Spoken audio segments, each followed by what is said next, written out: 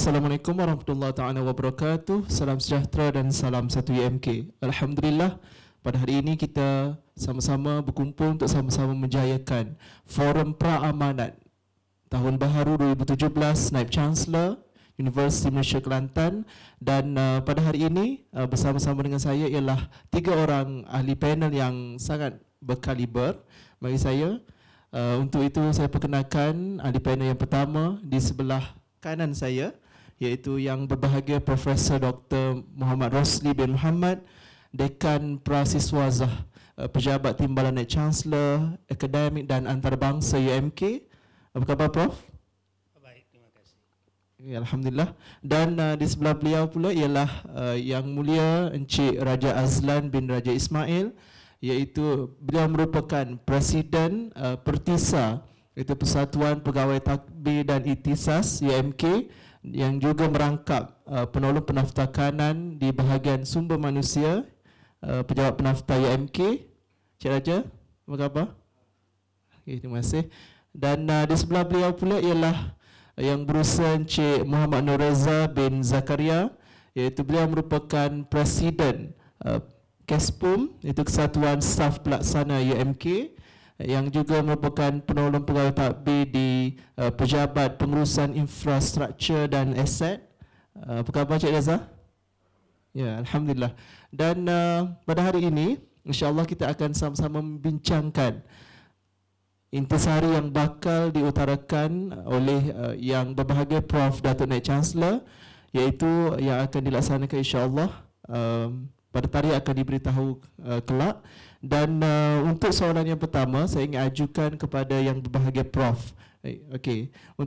Yang berbahagia Prof, untuk makluman kita semua, baru-baru ini pada 12 Januari 2017 telah berlangsungnya Majlis Amanat Tahun Baharu 2017 Menteri Pendidikan Tinggi Malaysia, yang mana dalam amanat tersebut ada disebutkan sekali lagi UMK sebagai salah satu universiti daripada 2 buah universiti akan melaksanakan program 2U2I, itu program 2 tahun pengalaman di universiti dan 2 tahun pengalaman di industri.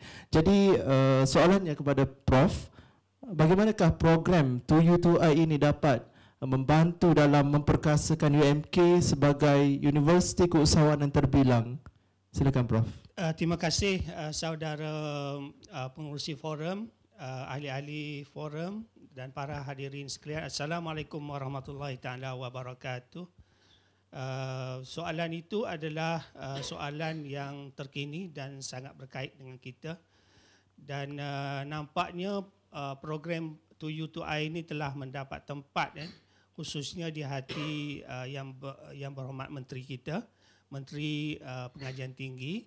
Dan beliau begitu prihatin dengan program ini dan beliau telah berkali-kali menyebut tentang program 2U2I khususnya daripada Universiti Malaysia Kelantan.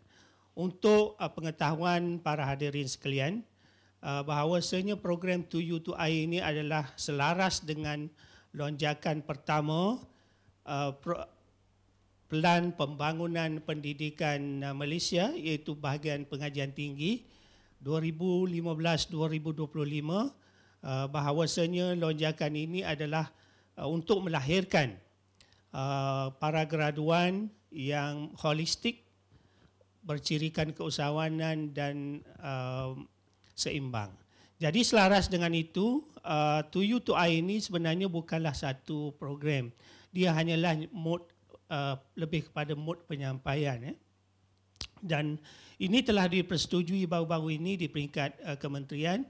Kita telah menghasilkan satu garis panduan program pengajian mod 2U2I dan juga mod 3U1I. Jadi selaras dengan ini, sebenarnya dia ada beberapa ciri program 2U2I ini ataupun mod 2U2I ini. Ciri yang pertama ialah terdapat 2 komponen, iaitu satu komponen pengajian di kampus dan satu lagi ialah komponen di pengajian industri.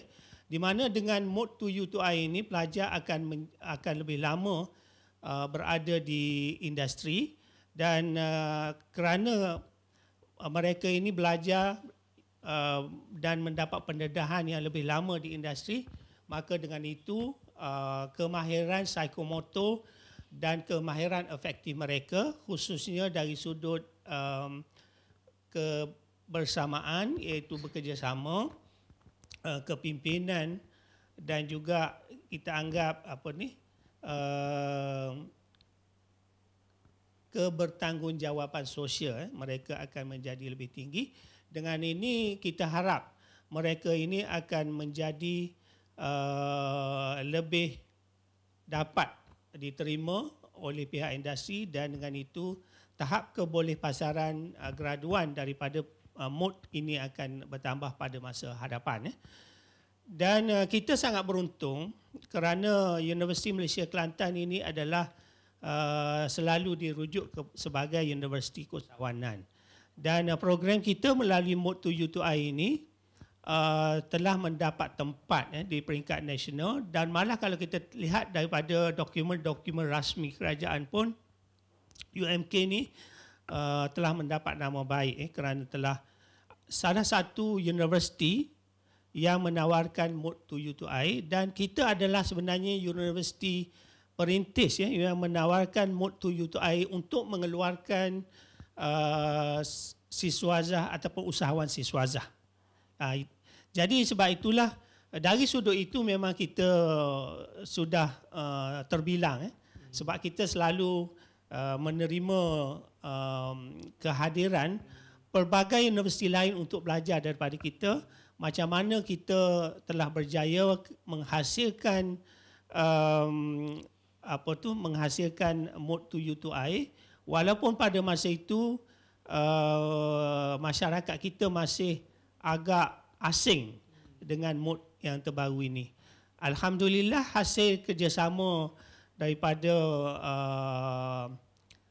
pihak FKP, khususnya para pensyarah FKP, kita telah berjaya melahirkan MUT 2U2I ini. Tetapi itu dari sudut boleh katakan perancangan, kita telah berjaya menghasilkan satu program baru dan boleh menjadi perintis kepada program ini. Dan kita telah mendapat dalam 50 orang pelajar yang telah mengikuti MUT ini sejak September lalu, dan akan datang ini mereka akan masuk ke semester kedua. Tapi cabaran yang lebih besar lagi ialah untuk melaksanakan program ini. Jadi untuk melaksanakan program ini, kita memerlukan sokongan yang padu daripada pelbagai pihak, sudah tentu daripada pihak fakulti dan juga daripada pihak pusat, khususnya UMKEI lah, untuk menyediakan segala bantuan yang diperlukan kepada pelajar ini. Jika kita dapat menempuh segala cabaran ini dan kita dapat bekerjasama, insya-Allah Universiti Malaysia Kelantan ini akan terbukti nanti sebagai universiti keusahawanan yang sebenar-benarnya, yang mampu melahirkan usahawan siswazah. Okay?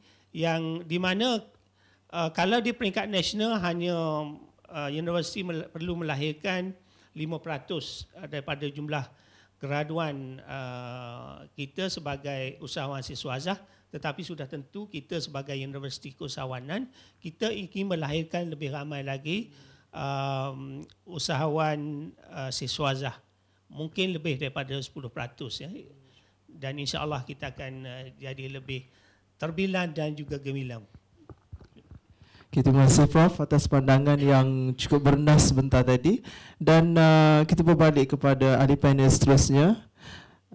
Encik Raja Azlan, bagi saya Encik Raja Azlan selaku Presiden Persatuan Pegawai Takbir dan Ikhtisas UMK, dan kebetulan pula menderajui di bahagian antara bahagian penting di universiti, iaitu di bahagian sumber manusia. Jadi saya rasa soalan ini memang bersesuaian, itu kita nak tahu dari segi perspektif Encik Raja selaku pegawai takbir yang berpengalaman di UMK, apakah kepentingan sumber manusia yang mencukupi dan berkualiti bagi sama-sama membantu membangunkan universiti tercinta ini. Silakan. Okey, terima kasih kepada pengerusi Saudara Muhammad Hafiz. Assalamualaikum warahmatullahi taala wabarakatuh.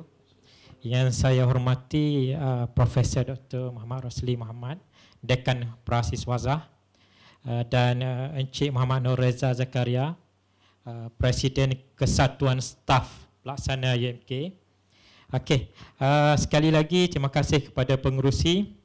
Okey, untuk seperti mana yang kita sedia maklum, kewujudan UMK ataupun penubuhan UMK pada masa ini adalah dalam keadaan yang sangat mencabar, di mana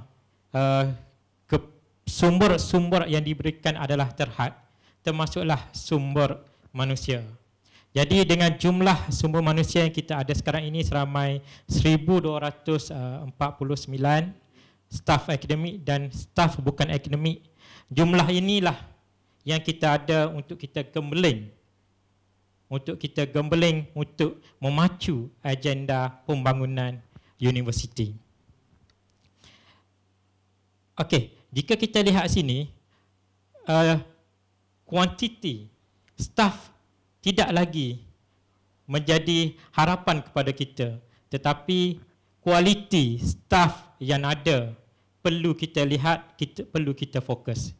Dalam Pelan Strategi Universiti 2016-2020 dijadikan salah satu faktor kejayaan kritikal adalah sumber manusia yang berkualiti. Kualiti bagi semua manusia ini merangkumi penguasaan ilmu pengetahuan, kreativiti dan inovasi yang ada pada staf, kompetensi staf, kebolehan staf bekerja dengan penyeliaan yang minimum, tanggungjawab, staf yang bertanggungjawab, staf yang committed, staf yang multitasking dan multi-skilling, dan juga staf yang boleh bekerja dengan berkesan secara berpasukan. Jadi kita lihat sini, bila staf ni mempunyai pemikiran yang kreatif dan inovatif, staf akan sentiasa berfikir atau menambah baik pekerjaan yang dilaksanakan.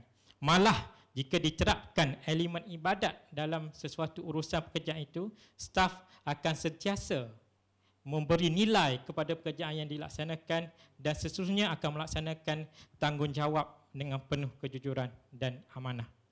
Dan yang saya sebutkan tadi, integriti dalam kalangan staf tu perlu diamalkan oleh semua lapisan staf, termasuk bermula daripada staf pelaksana sehinggalah kepada kumpulan pengurusan tertinggi. Okey, di sini integriti bukan sahaja menyentuh aspek rasuah, tetapi integriti dalam urusan pekerjaan seharian, termasuklah jujur dan amanah dalam tugasan yang dilaksanakan. Dalam usaha memacu agenda kecemerlangan universiti ini, kerjasama semua pihak atau kerjasama staf secara berpasukan, secara berkesan adalah sangat penting di sini untuk semua lapisan warga universiti, bermula daripada staf pelaksana, kumpulan pentadbir sehinggalah kepada pensyarah dan juga kumpulan pengurusan tertinggi. Di sini hubungan kerja yang akrab, yang baik diserapi dengan hubungan kasih sayang, insya-Allah akan mewujudkan suasana kerja yang harmoni dan seterusnya akan memupuk kebersamaan dalam menjalankan tugas serta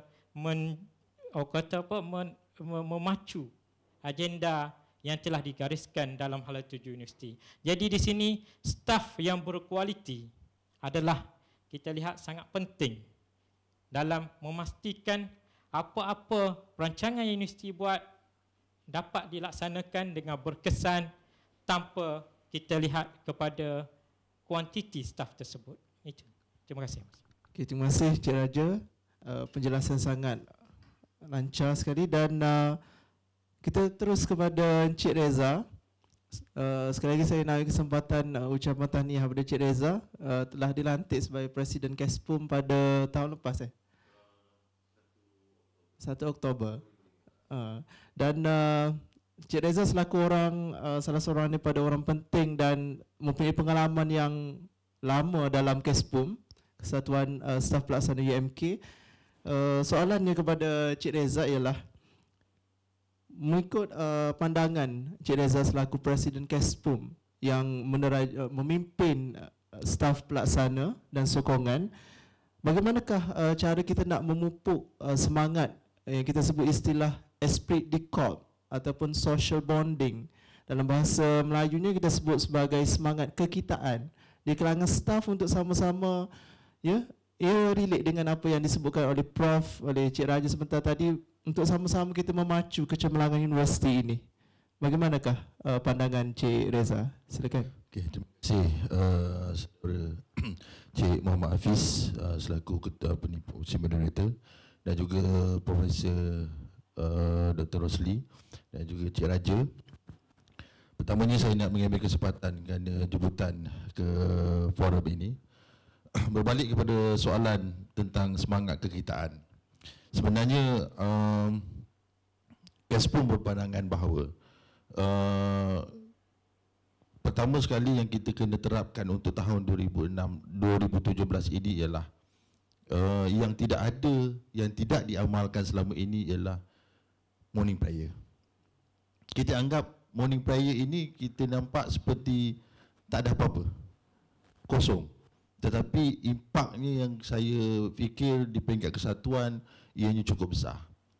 Dan morning prayer ini sebagai contoh kita dah amalkan di jabatan saya sendiri di PPIA. Sebelum ini kita tidak amalkan pun morning prayer. Kita gunakan mesyuarat. Tetapi mesyuarat kita lihat kaedahnya itu lambat. Tetapi bermulanya 2017, kita mengambil pendekatan untuk semua level di PPIA untuk adakan morning prayer. Hasil daripada itu kita lihat impak dia cukup besar di peringkat pelaksana. Pertama sekali yang kita lihat ialah dari segi kita berikan peluang kepada pelaksana untuk melontarkan pandangan dan pendapat mereka tentang cara dia bekerja dan suasana dia bekerja. Ini yang kita nak terapkan. Yang saya lihat yang tidak dilaksanakan di PTJ lain di UMK ini, dan kita minta supaya benda ini dilaksanakan di seluruh PTJ supaya morning prayer ini, perjumpaan pagi ini diamalkan dan beri peluang supaya pelaksana boleh melontarkan idea untuk pembangunan universiti. Ini penting.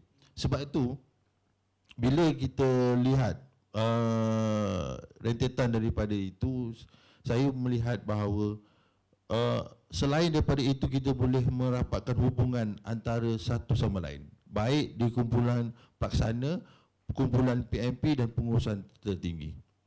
Ini penting untuk melihat kepada semangat kekitaan. Saya sebenarnya kita tidak nak melihat kepada keseluruhan program-program besar, aktiviti-aktiviti besar, tetapi kita cuba untuk memperkukuhkan semangat itu dalam PTJ, dan akhirnya untuk 2018 dan seterusnya kita boleh memperkasakan, kita boleh kuatkan lagi semangat kita, semangat kekitaan kita itu supaya dia lebih jitu lagi dan boleh menyokong kepada pembangunan universiti. Ini penting pada kita bahawa 2017 adalah satu senario yang sangat mencabar. Bukan kita di peringkat di kumpulan penyawa awam sekarang ini bukan lagi dikira sebagai kumpulan dalam keadaan kita dalam comfort zone selesa. Ini kita kena mengambil perhatian dan pandangan, melihat secara serius bahawa kita kena melihat kepada suasana untuk merapatkan ukhuwah. Kita perlu melihat supaya kita berada dalam semangat untuk terus berjuang. Ya, jadi dengan harapan dengan kita boleh mulakan dengan morning prayer ini, saya beranggapan di peringkat kesatuan bahawa kita di peringkat pelaksana mampu untuk memberikan idea, mampu untuk terus mengembangkan organisasi. Terima kasih. Okay, terima kasih Cik Reza atas penerangan cukup jelas itu tadi. Dan sebelum kita terus ke soalan yang lebih mencabar lagi, Prof, Cik Raja, Cik Reza, kita berehat seketika.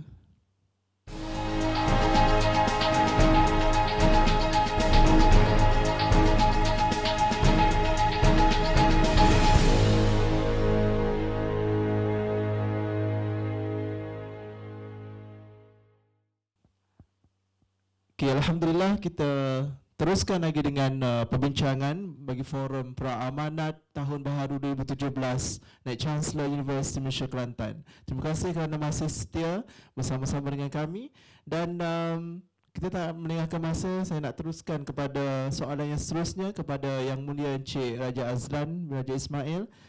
Dan sebenarnya ia relate juga dengan apa yang diperkatakan oleh Encik Raja sebentar tadi.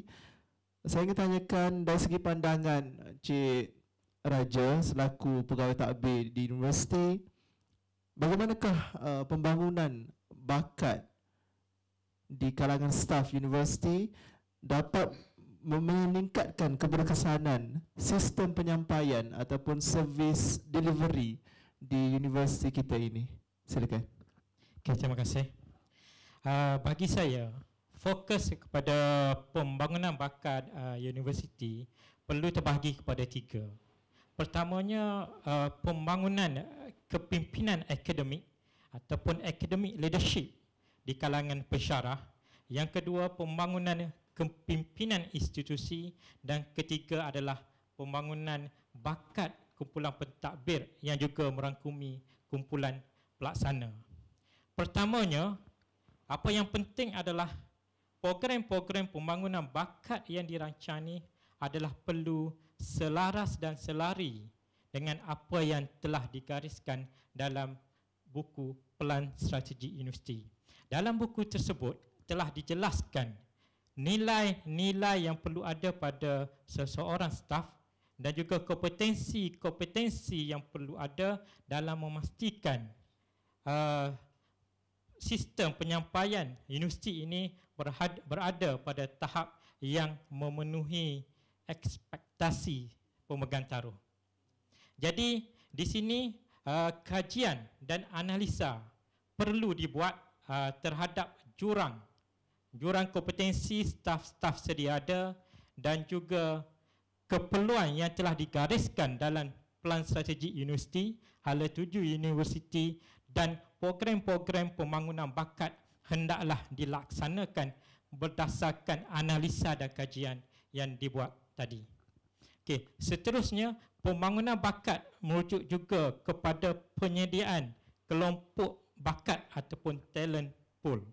Jadi pembangunan perkara ini dilihat pada masa ini sangat kritikal, yang mana sebagai contoh untuk melantik seseorang pentadbir akademik seharusnya dipilih dari kalangan kelompok bakat yang telah diberi latihan yang memenuhi kriteria yang telah digariskan dan juga yang bersedia untuk dilantik ke sesuatu jawatan.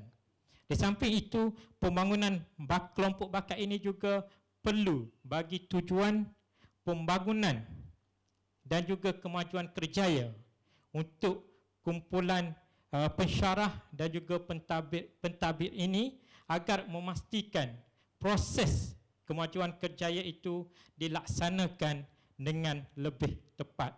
Di sini kita lihat pemilihan seseorang staf itu untuk menjawat sesuatu jawatan adalah perlu diambil daripada kelompok bakat yang telah dilatih agar ianya tepat ataupun menepati keperluan sebenar universiti untuk memastikan sistem penyampaian universiti ini berada pada tahap yang cemerlang ataupun memenuhi apa saya sebut tadi ekspektasi pemegang taruh. Okey, terima kasih. Terima kasih Encik Raja. Dan soalan seterusnya saya nak tujukan kepada Encik Reza. Okey, Encik Reza, mengikut pandangan Encik Reza sendiri, ya, saya sebutkan tadi orang yang sangat, orang kata dia salah seorang daripada mentor saya. Okey, dan sampai sekarang masih lagi orang kata keep in touch. So Encik Reza, sebenarnya kita sedia maklum universiti ada menyediakan pelbagai anugerah dan untuk menghargai jasa bakti yang telah ditaburkan oleh staf UMK, seperti kita ada anugerah perkhidmatan cemerlang APC, anugerah gemilang universiti AGU. Dan jadi bagaimana Encik Reza melihat keberkesanan kaedah yang dilakukan ini melalui pemberian APC AGU ini dapat membantu meningkatkan motivasi dan prestasi staf dan seterusnya dapat membantu membangunkan universiti kita. Silakan. Terima kasih Saudara Hafiz. Sebenarnya memang kita tak nafikan bahawa universiti pun ada menyediakan APC dan juga AGU. Rasanya di tempat-tempat lain, di agensi-agensi lain tidak menyediakan AGU, Anugerah Gemilang Universiti. Tetapi di Universiti Malaysia Kelantan kita telah wujudkan AGU. Kalau kita melihat bahawa penerima-penerima ini sebenarnya hanya sebilangan kecil, tetapi yang memberikan sumbangan itu kita ramai. Cumanya kita di peringkat kesatuan juga nak mencadangkanlah supaya kaedah-kaedah penghargaan ini juga diberikan di peringkat PTJ. Bukan sahaja di peringkat kepada peringkat universiti. Peringkat PTJ juga harus memberikan penghargaan kepada staf-staf mereka di peringkat bawahan. Jadi ini kita ambil konsep seperti mana swasta buat. Swasta kalau kita tengok di bank kan, dia ada struktur dipaparkan, ni cemerlang bulan ni, cemerlang. Jadi kenapa kita di perkhidmatan awam ini tidak mengambil konsep seperti itu? Jadi kalau kita ambilkan konsep begitu, rasanya yang tidak menerima anugerah untuk tahun tersebut pun rasanya tidak berkecil hati. Jadi kita sebenarnya tidaklah mengharapkan sangat dengan APC AGU. Sebenarnya dia hanyalah sebagai medium sahaja. Tetapi kita jangan lupa bahawa asas dan matlamat kita untuk memberikan sumbangan dan khidmat itu dalam penyampaian perkhidmatan. Itu kita jangan lupa. Tetapi dalam kita menerima anugerah itu sebenarnya sebagai medium sahaja.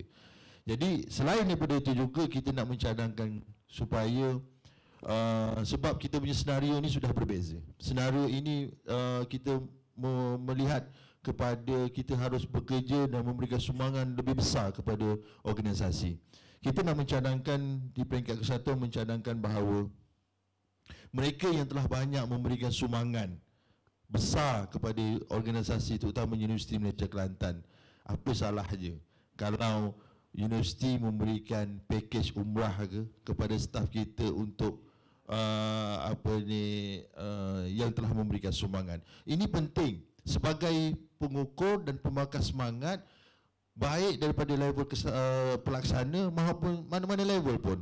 Ini penting sebab kita nak melahirkan kepada kumpulan-kumpulan yang memberikan sumbangan yang sangat berkualiti.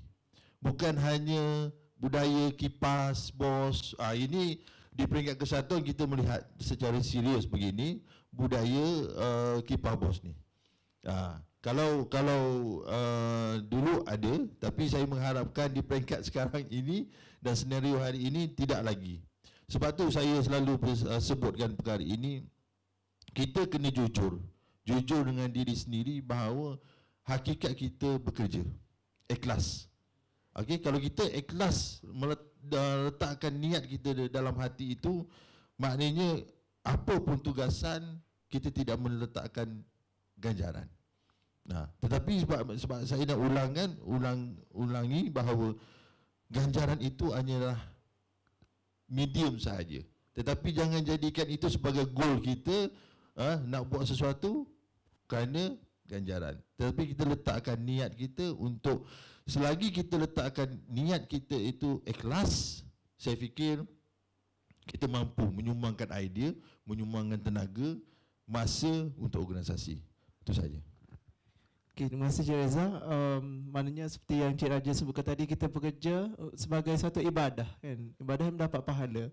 Mungkin Prof nak share juga sikit dari perspektif akademik, penghargaan yang dibuat untuk staf akademik. Mungkin Prof nak kongsi juga. Terima kasih saudara pengurusi. Saya sangat bersetujulah sebab bila dinamakan manusia, mereka ni suka dihargai. Jadi saya rasa UMK telah mengambil inisiatif yang sangat baik dengan menyediakan segala anugerah Gemilang University, selain daripada anugerah khidmat cemerlang. Jadi anugerah khidmat cemerlang sekarang ini dimasukkan sebagai sebahagian daripada anugerah Gemilang Universiti. Dan kita lihat sejak setahun dua ini, senarai penerima AGU pun semakin panjang.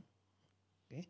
Dan saya rasa dari sudut, saya sangat setujulah dengan saudara Riza tadi, kita perlu melihat secara lebih komprehensif dan holistik kaedah penilaian yang kita perlu lakukan supaya tidak timbul nanti isu di mana ada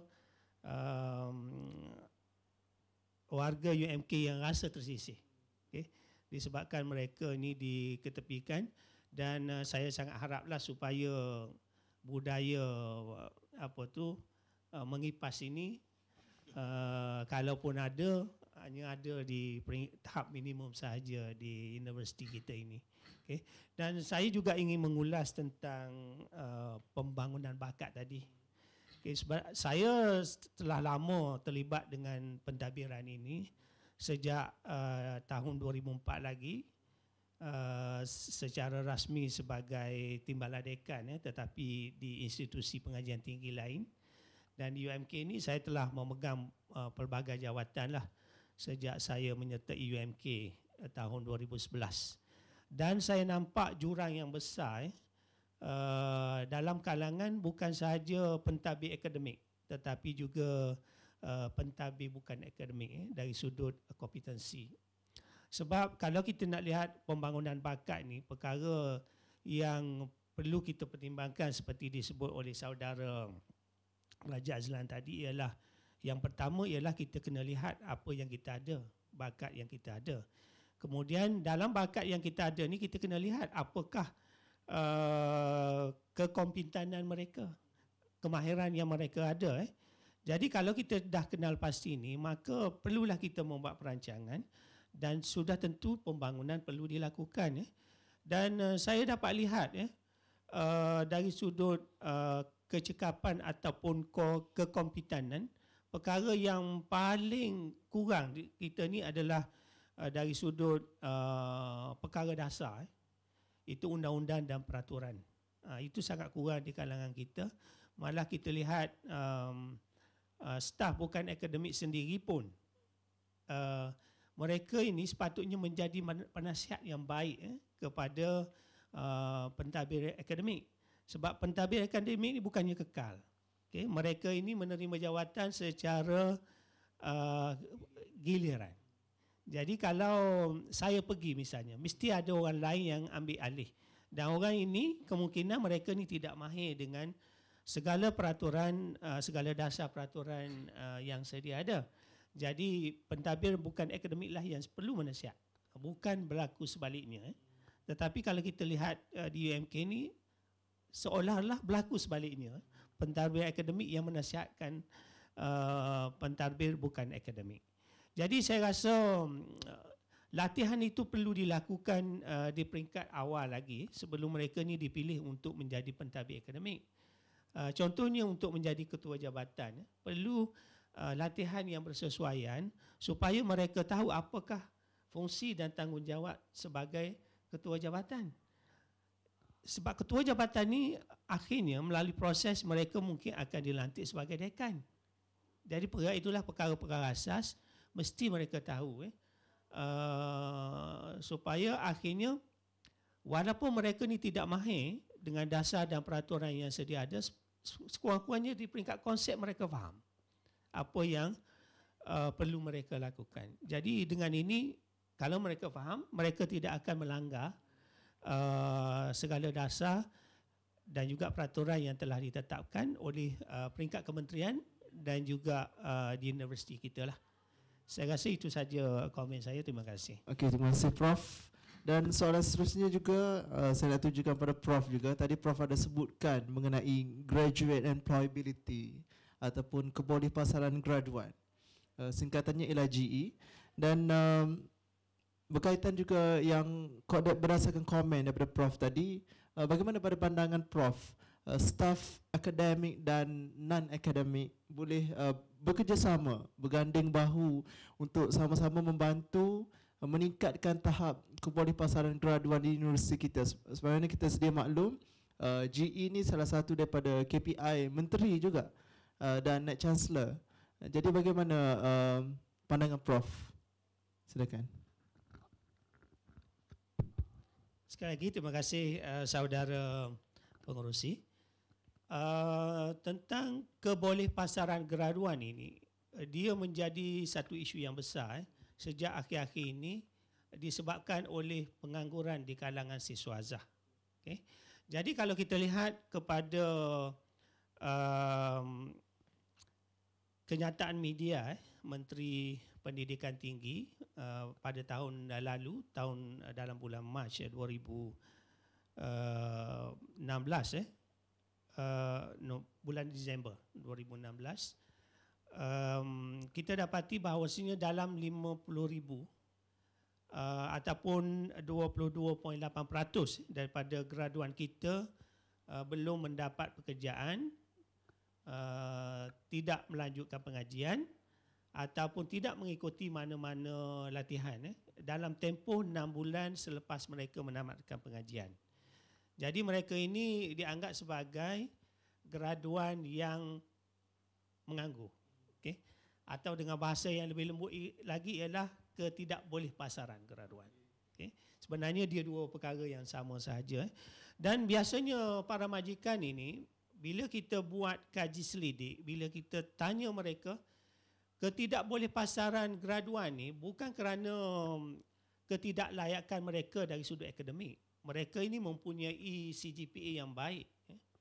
Tetapi mereka kekurangan dari sudut yang pertamanya ialah kemahiran insaniah. Right? Dan yang keduanya dikaitkan dengan akhlak ataupun sikap mahasiswa ataupun siswazah itu sendiri. Yang biasanya dikaitkan dengan graduan ini ialah ketidakupayaan mereka ataupun mereka kurang kemahiran dari sudut kerja secara berpasukan.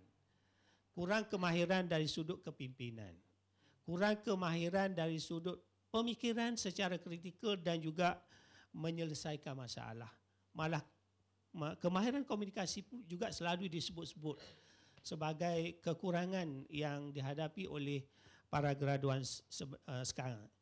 Sebab itulah kita lihat di peringkat kementerian telah menjadikan kebolehpasaran graduan ini sebagai satu bidang keberhasilan utama yang telah ini, dan dengan itu pihak kementerian telah memperkenalkan pelbagai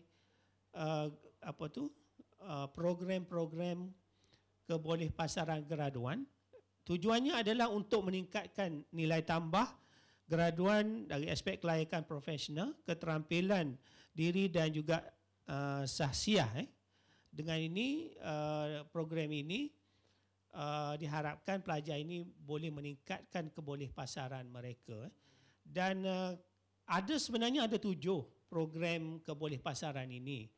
Ada 7, tetapi saya tak mahu sebut semua.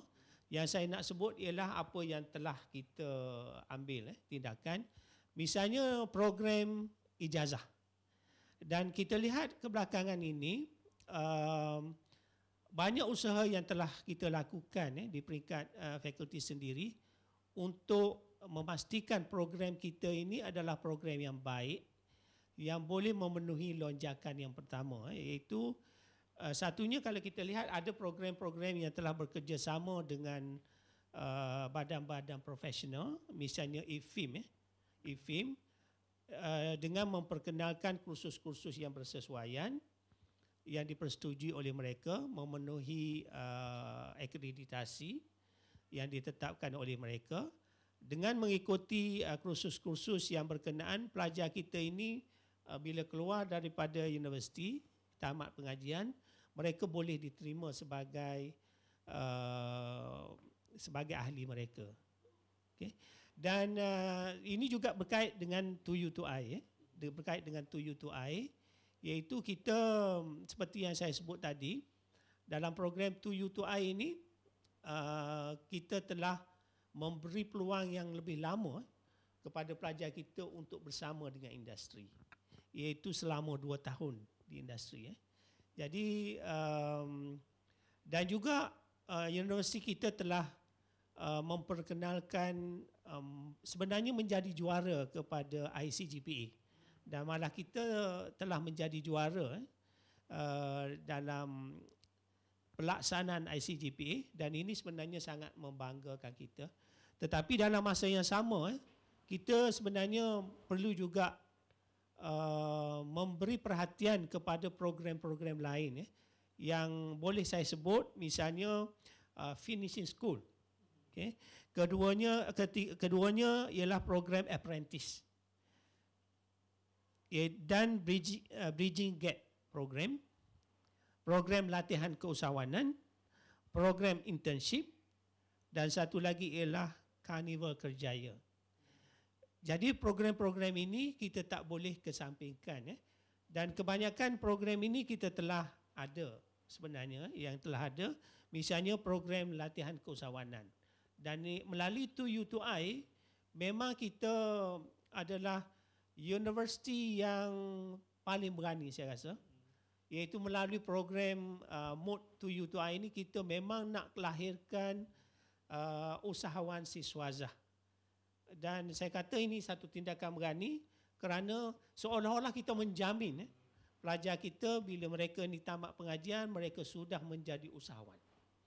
Sebab itu saya sebut awal-awal tadi, ini adalah satu cabaran utama, dan insya-Allah fakulti yang menawarkan program ini telah mengambil tindakan yang bersesuaian supaya pelajar ini dapat mempersiapkan diri mereka untuk menjadi usahawan bila mereka tamat pengajian nanti.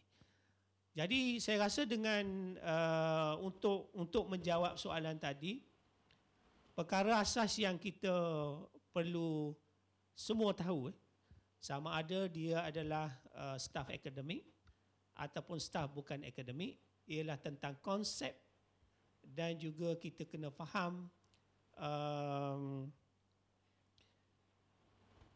kita kena faham konsep dan juga keperluan program-program tadi. Dan bila kita faham konsep dan keperluan program tadi, kita perlu mempersiapkan diri untuk membuat perancangan dan juga melaksanakan program-program yang telah ditetapkan oleh pihak kementerian. Jadi saya rasa kalau kita boleh bekerjasama dari aspek ini, insya-Allah kita boleh menjadikan Universiti Malaysia Kelantan ni universiti contoh dari sudut kebolehpasaran keraduan. Terima kasih. Okay, terima kasih Prof. Kita akan berehat sekali lagi. Kita kembali selepas ini.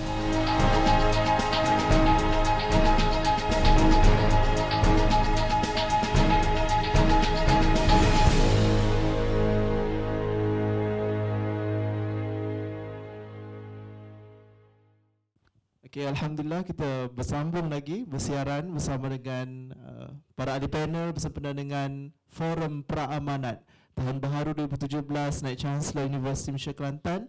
Dan saya nak terus soalan yang seterusnya kepada Encik Reza selaku mewakili KESPUM sebagai Presiden.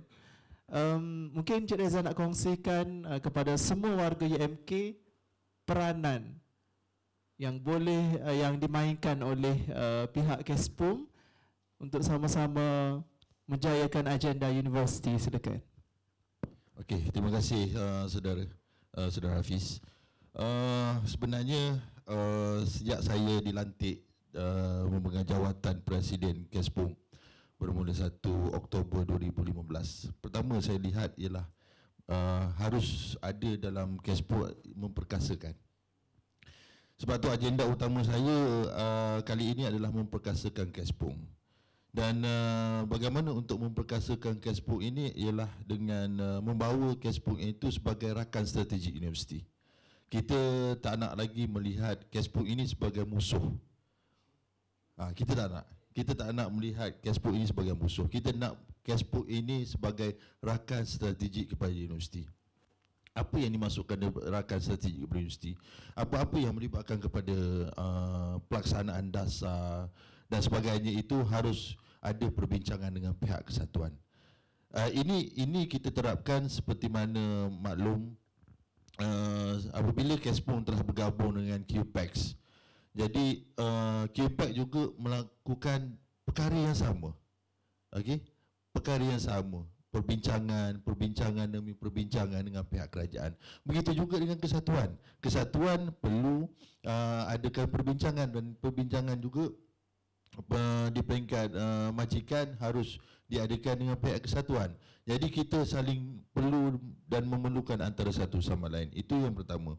Yang keduanya, untuk kami di peringkat kesatuan seiring dengan pembangunan universiti, kita sebenarnya banyak untuk tahun 2017 ini merancang banyak aktiviti-aktiviti yang kita fikirkan untuk memberikan impak besar kepada pembangunan universiti. Antaranya yang kita relatekan tadi dengan apa yang Cik Raja sebutkan tentang sumber manusia. Kita punya perancangan di peringkat kesatuan untuk mengadakan perjumpaan dengan ketua-ketua PTJ. Dengan kita nak menunjukkan bahawa kita sebenarnya di peringkat kesatuan serius untuk melihat dan mendengar apa yang menjadi permasalahan yang berlaku di kumpulan pelaksana di peringkat PTJ. Jadi sebelum benda ini dibesarkan, dengan harapan sebelum benda ini dibesarkan di peringkat lebih tinggi, di peringkat integriti dan sebagainya, kita cuba untuk mengatasi masalah-masalah ini. Yang keduanya, baru ni kita adakan perjumpaan dengan Ketua Setiausaha KPT. Hasil daripada itu mungkin insya-Allah kita akan adakan yang telah dipersetujui oleh Tan Sri KSU, iaitu Town Hall bersama dengan pelaksana. Jadi ini yang dikatakan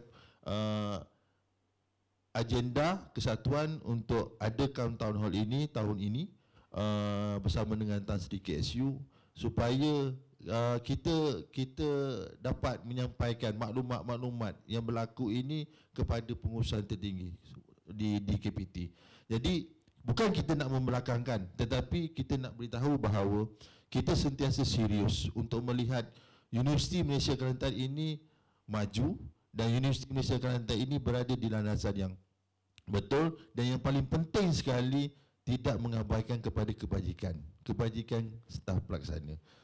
Yang keduanya, saya nak maklumkan bahawa dengan apabila kita dah memperkasakan kesatuan, apabila kita dah bergabung dengan QPAC, dan kita amat gembira apabila kalau kesatuan lain mohon untuk bergabung, tetapi kita ditawarkan untuk menyertai majlis bersama kebangsaan. Ini sebenarnya satu titik tolak kejayaan kita, bahawa dalam masa yang sama kita telah menunjukkan kepada luar daripada universiti bahawa kita juga ada talent dalam kepimpinan di peringkat pelaksana di luar. Ini yang sedang saya bawa di peringkat kesatuan, supaya kalau orang lain nampak kita, kenapa dalaman tak dapat kita. Ini objektif dan misi yang saya telah cuba bawa untuk tahun 2017. Terima kasih. Okay, terima kasih Cik Reza. Okay, baik. Soalan yang seterusnya saya nak ajukan kepada yang berbahagia Prof. Selain daripada sumber manusia, dari segi kelestarian keuangan juga memainkan peranan penting untuk kita nak menjana pembangunan universiti.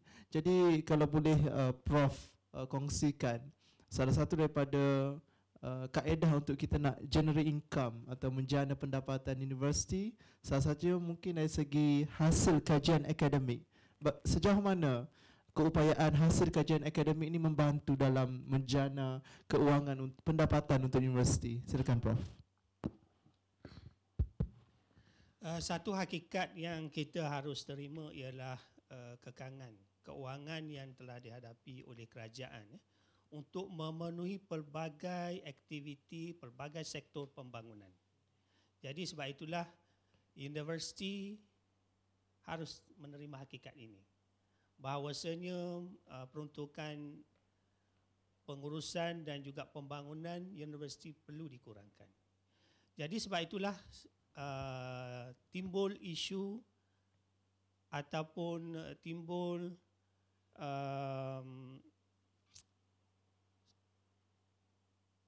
arahan yang di mana kita perlu menjana pendapatan sendiri, dan ini sebenarnya selaras dengan lonjakan di bawah PPPM PT, iaitu lonjakan yang kelima, iaitu kemapanan keuangan, dan juga ini juga selaras dengan inisiatif persediaan autonomi universiti. Jadi kalau kita lihat sumber-sumber keuangan yang boleh diperoleh universiti, kita harus sedar penjanaan pendapatan melalui yuran, khususnya yuran bagi pelajar tempatan adalah terhad dan terkawal. Dan juga kita harus tahu bahawasanya yuran ini kita tidak boleh naikkan sesuka hati, kerana kita sebenarnya bersaing dengan universiti-universiti lain juga. Jika kita meningkatkan yuran sedangkan universiti lain tidak meningkatkan yuran, jadi ini boleh menimbulkan implikasi prajaya kepada universiti kita. Dahlah universiti kita ini agak jauh daripada Lembah Kelang. Kita naikkan lagi yuran. Ini akan menimbulkan implikasi yang tidak baik kepada universiti lah. Jadi sebab itulah saya nampak penjanaan pendapatan ini boleh kita lakukan melalui hasil penyelidikan, iaitu melalui dua jalan ataupun dua cara. Yang pertamanya ialah melalui aktiviti perundingan, dan yang keduanya ialah melalui aktiviti pengkomersialan hasil-hasil penyelidikan. Dan ini sebenarnya kalau kita lihat negara-negara maju lain ataupun khususnya universiti di negara maju lain, ada beberapa maklumat yang saya dapati bahawasanya mereka ini banyak menghasilkan pembiayaan daripada pihak industri. Saya tak mahu sebut negara-negara maju di Eropah ataupun di Amerika. Yang saya suka sebut ialah contoh sebuah institusi pengajian tinggi di Korea Selatan. Kenapa saya suka sebut Korea Selatan? Sebab Korea Selatan ni dahulunya pada tahun 1950-an 60-an dia adalah sama liga dengan kita, iaitu Liga Negara Membangun. Okay. Tetapi sekarang ni mereka lebih terhadapan, jauh meninggalkan kita. Sebagai contoh, saya ambil Korea Advanced Institute of Science and Technology. Dia punya penerimaan pembiayaan daripada industri ialah sebanyak 1.2 juta Malaysia ringgit per academic staff. Satu jumlah yang sangat besar.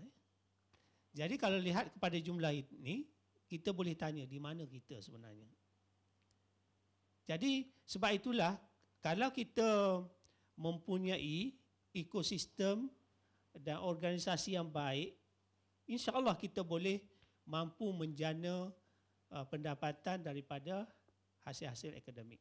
Cuma soalan saya, adakah kita mempunyai ekosistem yang baik?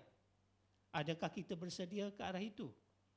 Jadi sebab itulah saya nak kaitkan dengan penghasilan penjanaan pendapatan melalui aktiviti perundingan.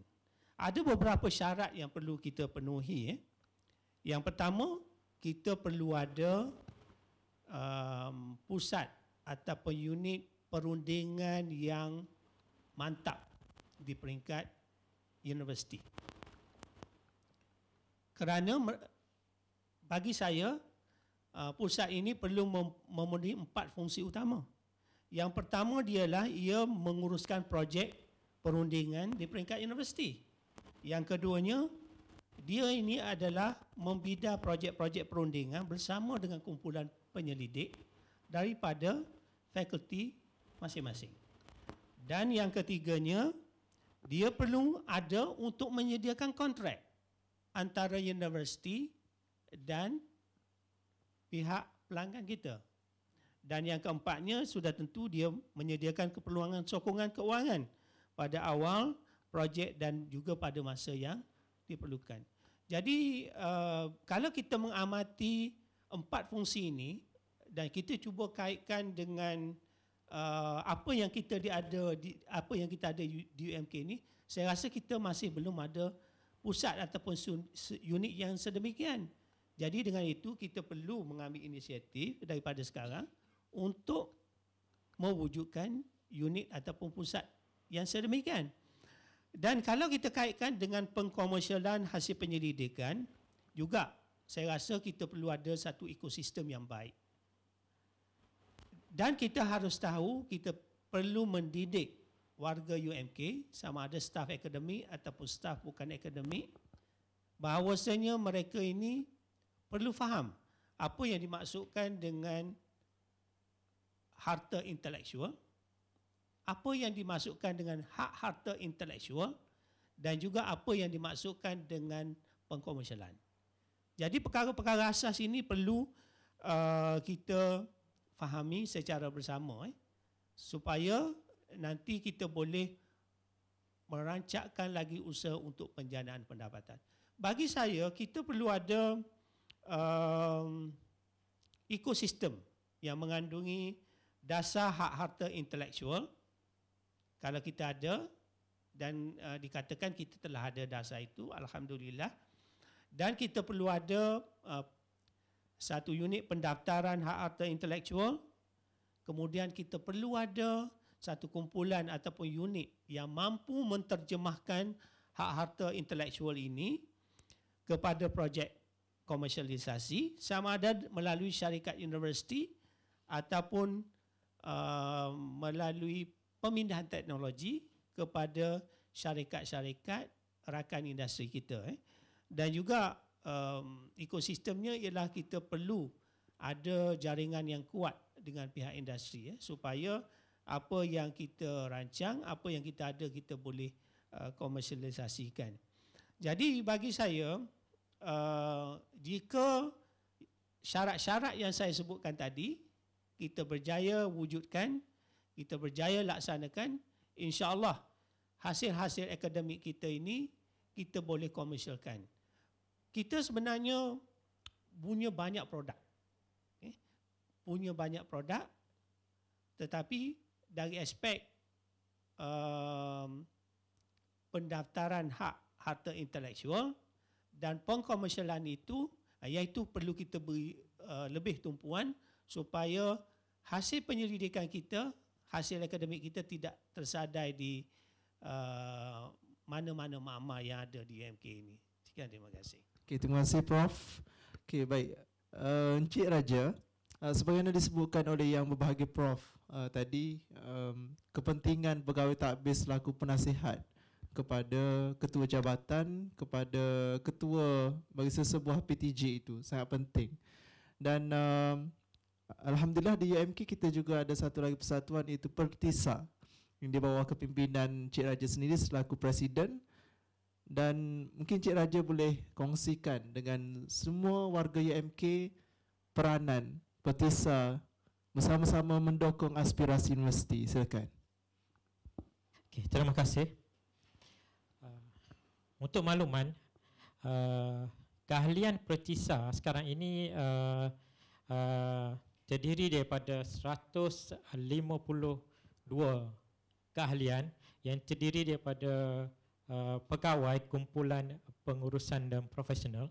Dan daripada jumlah tersebut, skim pegawai takbir, staf di dalam skim pegawai takbir adalah jumlah staf yang keanggotaan yang paling tinggi, iaitu sejumlah 64 staf, diikuti oleh keduanya oleh skim pegawai teknologi maklumat dan juga pegawai kewangan, masing-masing 15 staf. Tidak dapat dinafikan bahawa peranan pegawai takbir di sini sangat penting dalam menjayakan agenda universiti. Malah kumpulan inilah, seperti yang Prof maklumkan sebentar tadi, kumpulan inilah yang hadir dalam sistem tabik urus universiti bermula pada hari pertama lantikan sehinggalah tamat perkhidmatan di UMK. Tambahan pula, kumpulan pengurusan dan profesional ini terlibat secara langsung dalam penetapan visi, misi, objektif dan juga hala tuju universiti sebagaimana yang digunakan dalam pelan strategi universiti yang digunakan sekarang ini. Jadi sebagai sebuah persatuan yang menaungi kumpulan pengurusan dan profesional ini, amat jelas peranan yang perlu dimainkan dalam memastikan kewujudan kumpulan pentadbir ini memberi impak yang jelas dan besar kepada kecemerlangan universiti. Jadi beberapa program sedang dirancang oleh persatuan. Antaranya kita fokus utama adalah program-program pembangunan kompetensi staf. Jadi program-program begini akan dilaksanakan dengan kerjasama pihak universiti, khususnya Pusat Pengurusan dan Pembangunan Bakat, agar ianya selari dengan kompetensi sebenar yang diperlukan oleh universiti. Keduanya persatuan juga melihat kaedah bagi memperkasakan peranan pegawai takbir dan juga pegawai-pegawai kumpulan pengurusan dan profesional di UMK. Kita sedar bahawa kewujudan kumpulan ini memainkan peranan seperti yang saya maklumkan tadi bermula seawal hari pertama menjejakkan kaki di universiti. Jadi pihak persatuan akan bekerjasama dengan pihak universiti dan kami percaya dengan memperkasakan peranan pegawai-pegawai kumpulan pengurusan dan profesional ini, insya-Allah pemantapan tadbir urus universiti dapat diteruskan dari semasa ke semasa. Antara perancangan lain yang kami akan laksanakan dalam masa terdekat adalah dengan bekerjasama dengan Pusat Pengurusan dan Pembangunan Bakat dalam mewujudkan kumpulan kepakaran pentadbir. Perkara ini dijelaskan dalam pelan strategi universiti, yang mana usaha ini adalah sebagai usaha untuk meningkatkan keupayaan pentadbir itu sendiri agar peranan yang saya sebutkan tadi, peranan besar yang dimainkan untuk menjayakan agenda universiti dapat diteruskan dari semasa ke semasa. Okey, terima kasih. Okay, terima kasih Cik Raja, dan sebenarnya masa sangat mencemburui kita, dan mungkin sebagai penutup bicara saya ingin mohon para ahli panel untuk memberikan sedikit ulas komentar akhir ataupun kesimpulan. Jadi mungkin kita boleh mulakan dengan Cik Reza. Silakan. Terima kasih. Pendek je mungkin daripada saya. Saya melihat 2017 ini adalah satu cabaran yang harus kita galas secara bersama. Dan kita harus merapatkan barisan untuk memastikan visi dan misi universiti dan cabaran yang universiti tempuhi bermulanya 2017 ini kita dapat tangani secara bersama. Dan mungkin kelemahan-kelemahan itu yang lepas kita boleh perbaiki. Sekian. Terima kasih Cik Reza, dan sedikit ulasan dari Cik Raja Azlan. Terima kasih. Bagi saya, secara rumusannya tahun 2017 ini pihak universiti, pandangan saya adalah kita perlu melihat secara serius dalam pembangunan bakat staf, yang mana seperti kita sedia maklum, kekangan-kekangan sumber yang terhad, terutamanya sumber manusia ini, kita insya-Allah akan dapat atasi dengan kita kenal pasti keperluan-keperluan pembangunan, program-program pembangunan staf untuk kita meningkatkan kualiti sumber manusia yang ada. InsyaAllah seterusnya akan dapat mengawal pembelanjaan ataupun menoperasikan universiti dengan kos yang optimum. Terima kasih. Terima kasih Cik Raja, dan sedikit rumusan daripada yang bahagia Prof. Silakan. Okay, terima kasih saudara pengurusi. dari hari ke hari kalau kita lihat ketidakpastian mulai timbul dan malah makin jelas. Kalau kita lihat di peringkat global, telah berlaku perubahan pentadbiran di Amerika Syarikat. Itu juga adalah ketidakpastian yang besar. Kerana Amerika adalah sebuah negara yang besar dan kebanyakan negara dari sudut ekonominya, ketenteraannya adalah tertumpu kepada negara tersebut. Dan kalau kita lihat di negara kita, ketidaktentuan ekonomi juga nampaknya sedang berlaku. Malah kita lihat harga-harga komoditi kita turun naik. Pelaburan asing juga dalam keadaan ketidakpastian. Jadi sebab itulah semakin besar cabaran yang terpaksa kita hadapi. Dan saya cuba kaitkan dengan bidang akademik. Jadi sebab itulah dalam bidang akademik pun kita lihat banyak usaha yang perlu kita lakukan untuk memastikan supaya ketidakpastian yang berlaku di peringkat global dan di peringkat nasional itu dapat kita minimumkan. Dengan kata lain, kita perlu berusaha untuk terus menambah baik program-program akademik yang kita ada dan juga hasil-hasil penyelidikan kita supaya dengan ini kita boleh menjadi sebuah universiti yang lebih berdikari dan insya-Allah kita boleh sama-sama menjayakan tagline kita iaitu keusahawanan adalah teras kami. Sekian, terima kasih. Okay, terima kasih yang berbahagia Prof. Begitulah tadi hasil perbincangan bersempena dengan Forum Pra-Amanat Tahun Baharu 2017 Naib Chancellor Universiti Malaysia Kelantan sebentar tadi.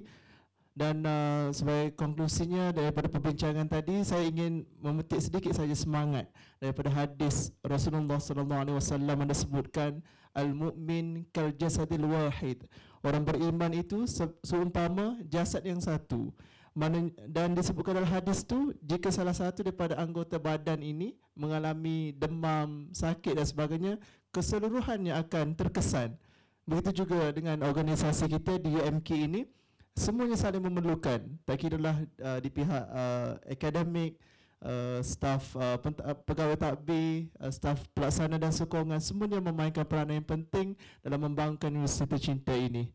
Dan sekali lagi terima kasih diucapkan kepada yang bahagia Prof. Dr. Muhammad Rosli bin Muhammad, Dekan Prasiswa UMK atas kesudian hadir bersama-sama dengan Yang Mulia Encik Raja Azlan Raja Ismail, Presiden Bertisa, dan Encik Muhammad Nur Reza bin Zakaria daripada sebagai Presiden Kespum di atas kesudian hadir menjayakan Forum Pra-Amanat pada hari ini.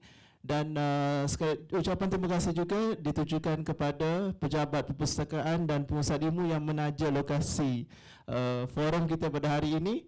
Dan sama-sama kita nantikan, sama-sama kita saksikan, sama-sama kita amati amanat Tahun Baharu 2017 yang akan disampaikan oleh Yang Berbahagia Prof. Datuk Naib Chancellor selepas ini.